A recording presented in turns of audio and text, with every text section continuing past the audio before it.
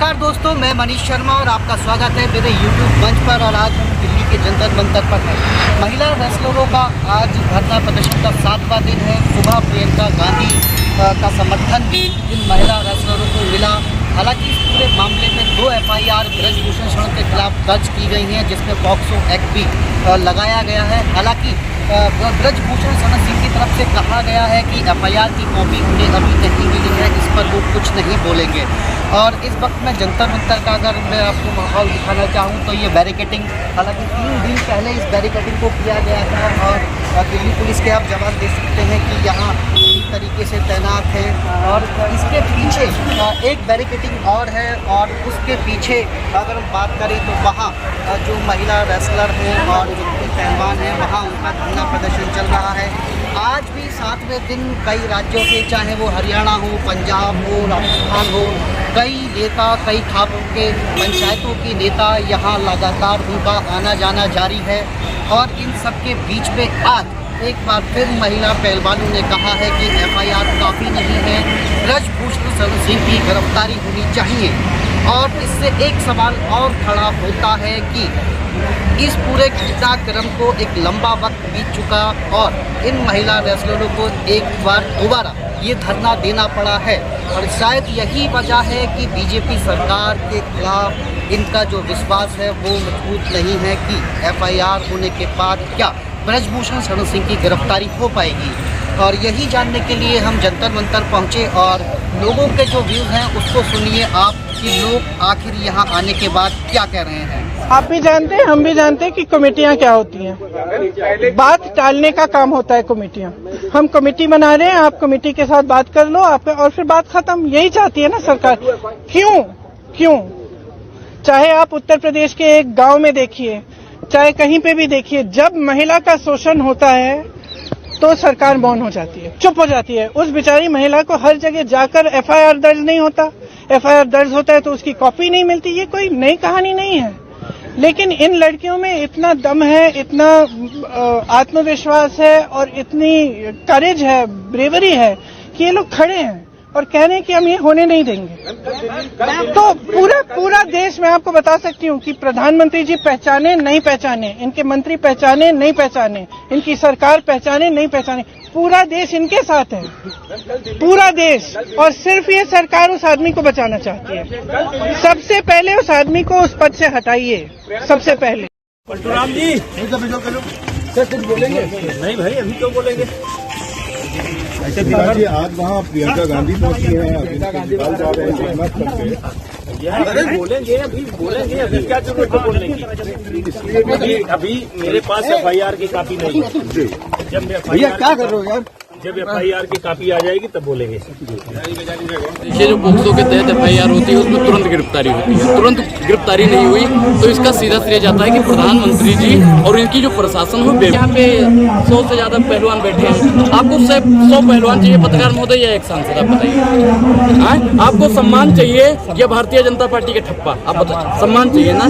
प्रधानमंत्री जी महिला सम्मान की बात करते हैं, कल वो मन की बात भी करने वाले हैं। हमें तो आशा है, लगा के आस बैठे हैं एक जमाने से। अब हो सकता है कल मोदी जी मन की बात में पहलवानों की बात करें, लगता है करेंगे तो नहीं। वैसे अगर वो कर देंगे तो ब्रजभूषण जी और कपिल मिश्रा जी उनकी पोल पट्टी खोल देंगे। देखिए, जो दिग्गज नेता होता है ना, उनसे भारतीय जनता पार्टी डरती है। मोदी जी उनसे डरते हैं। जब एक पहलवान पहले बैठे थे धरने पे तो ब्रजभूषण जी ने कहा था कि मैं फर्द नहीं हूँ महफिल की, मैं एक मुकल्लम महफिल हूँ, महफिल न रहेगी महफिल में अगर मुझको उठाया महफिल ने। इसका सीधा मतलब क्या होता है? कवितावली में उन्होंने कहा, इसका मतलब होता है कि अगर मुझे कुछ हुआ तो समझ जाओ कोई बचने वाला नहीं। जो मुकल्लम महफिल में कोई मामूली आदमी नहीं हूँ। अरे महाराज, हम जानते हैं आप मामूली आदमी होते तो आप पे 38 से ज़्यादा मुकदमा थोड़ी होता। अगर आप वाकई मामूली आदमी होते तो आप SP के सामने बंदूक थोड़ी तान देते। अगर आप वाकई में मामूली आदमी होते तो बीजेपी को खुला चैलेंज थोड़ी दे देते। भैया देखिए, पत्रकार सर वही श्री पोर्टल हम तो बोल देते हैं, क्षमा चाहते हैं इसके लिए। सुनिए, इसके लिए प्रधानमंत्री जी चाह लेंगे तो ये उठेंगे। अगर प्रधानमंत्री जी के मन में बेईमानी होगी तो ये नहीं उठेंगे। रामचरितमानस में तो भैया अंगद जी गए, वहाँ पे अपना पैर जमा लिए थे। तो ये पहलवान हैं, अंगद जी भी पहलवान थे, उनका पैर कोई नहीं उठा पाया था, वो भी रावण के खानदान से थे। उनको भी अभिमान था हमें कोई नहीं हरा सकता है। और इन लोगों को, भाजपा वालों को भी अभिमान हो गया है कि हमको कोई नहीं बचा पाता, मतलब हमें कोई नहीं हटा सकता है। तो इनके जो पैर जम गए हैं पहलवानों के, इन पैरों को हटाने की ताकत भारतीय जनता पार्टी में नहीं है। जब तक भारतीय जनता पार्टी के सांसद माननीय और सम्माननीय सिर्फ टीवी चैनलों में और अखबार में लिखा जाता है, हम तो नहीं मानते हैं। ब्रिजभूषण को जब तक जेल में नहीं भेज दिया जाएगा तब तक ये पहलवान उठने वाले नहीं। उन्होंने बल्कि चट्टोपाध्याय एक समाजी कार्यक्रम आज इन बटियाओं के समर्थन में आए, बिल्कुल हो जानी चाहिए थी। जनवरी फरवरी में जब इनका जो पहला प्रदर्शन हुआ था उसी वक्त इस सांसद को हटा देना चाहिए और एफआईआर दर्ज होना चाहिए। ये किसी शासन प्रशासन या पहलवानों की वजह से नहीं, ये जनता जनार्दन ने देखा ना कभी इन बेटियों के साथ अत्याचार हो रहा है, यौन शोषण हुआ है। यार बिटिया अगर बता रही है, अब ये कोई आम लड़कियां नहीं है, खिलाड़ी हैं, ये राष्ट्रीय स्तर की खिलाड़ी है, गौरव है देश की। ये तो सुप्रीम कोर्ट का हमें धन्यवाद करना चाहिए, उनके दबाव से ये जो एफआईआर दर्ज हुई। ये तो भारत सरकार तो बिल्कुल आंख बंद करके बैठेगी। बजरंग भाई से हमारी बात हुई कि हम आपको समर्थन देना चाहते हैं। मैं खुद खिलाड़ी रही, अंतर्राष्ट्रीय स्तर तक मेडल जीते, कॉमनवेल्थ की फर्स्ट इंडियन वुमेन हूँ जिसने डिस्कस थ्रो में कॉमनवेल्थ गेम में गोल्ड मेडल जीता था। और आपने सुना होगा मिल्खा सिंह जी के बाद जो मेडल था वो मेडल मेरा था।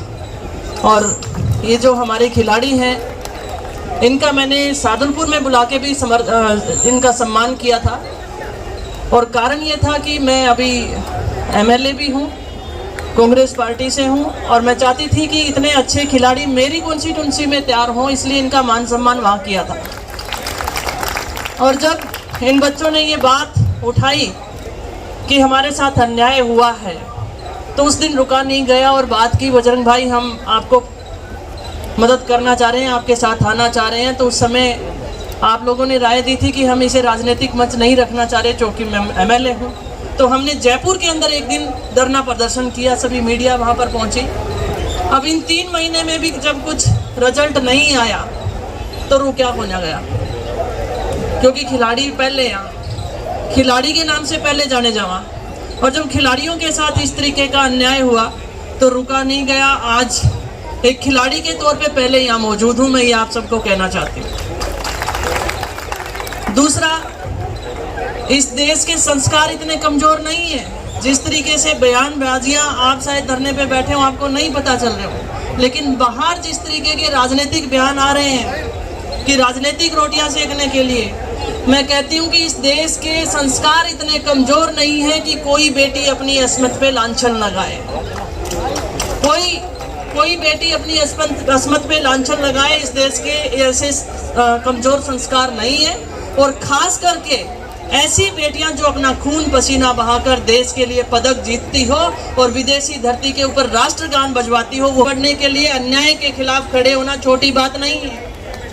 ये बच्चियां आगे आई हैं, हम खुले दिल से इनका समर्थन करते हैं। देखिए, रात को यहाँ पे हम 12 साढ़े 12 बजे लाइव भी आए थे कि यहाँ पे बिजली काट दी गई पुलिस प्रशासन द्वारा, पानी है, खाना है, अंदर नहीं आने दे रहे, गद्दे मंगवाए थे, बेड मंगवाए थे, तख्त मंगवाए थे, वो बाहर निकलवा दिए। जो वो वर्कर लेके आए थे उनमें से एक वर्कर अब तक घर नहीं पहुंचा है। पुलिस प्रशासन हर तरह से खिलाड़ियों के साथ गलत व्यवहार कर रहा है, दुर्व्यवहार कर रहा है। तो ये सारी चीज़ें खिलाड़ियों को देखने को मिल रही है। देश के खिलाड़ियों का सम्मान है हमारे देश में। राजनीति से बढ़कर पुलिस प्रशासन जो दुर्व्यवहार कर रहा है, मुझे नहीं लगता कि इसमें ऐसा व्यवहार करना चाहिए। जो खिलाड़ियों को इतना मेडल जीतते हैं तब ऐसा होता है, तो फिर उन मेडलों का फायदा ही नहीं है कि हमने देश के लिए मेडल जीते हैं। कोशिश करते हैं कि ऐसा ना हो, लेकिन अगर लाइट नहीं है, पूरा दिन हम थक हार रहे हैं और वही आप लोगों से बात कर रहे हैं, तो वो तो ऐसा खाना पीना अच्छे से नहीं हो रहा है। सुविधाएं हमारे पास इतनी थोड़ी है, मच्छर काट इतने ज़्यादा मच्छर होते हैं रात को 12 साढ़े 12 बजे तक आप लोग भी इधर रहते हो, इंटरव्यू करते हो।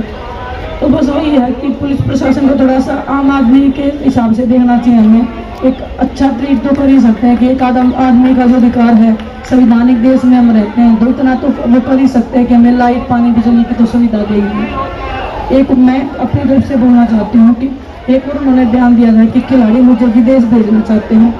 हम कोई नहीं है विदेश भेजने वाले या कहीं पे भेजने वाले उनके कर्म हैं जो उनको लेके जाएंगे। अच्छे कर्म करोगे तो ये देश आपको मान सम्मान देगा, गलत कर्म करोगे तो ये परमात्मा आपको सजा देगा, और वो सजा उसको मिलनी चाहिए। बस हमारा एक ही है कि हमें न्याय मिलना चाहिए। हम नहीं देते थे, मेरी शादी थी, मैं कार नहीं गई थी, सामने से बोला अब मेरे को कार नहीं दोगे।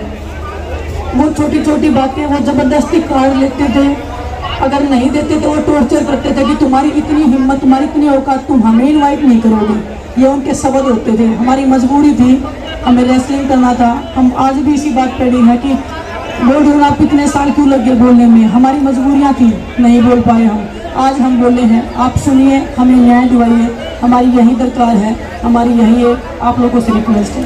2 महीने बाद एक नई लड़की ले आते हैं, हम नहीं लेके आते हैं। आपने कितनी लड़कियों के साथ किया, वो लड़कियां हिम्मत करके आगे आ रही हैं। धन्यवाद आप सभी का यहाँ आने के लिए, थैंक यू सो मच।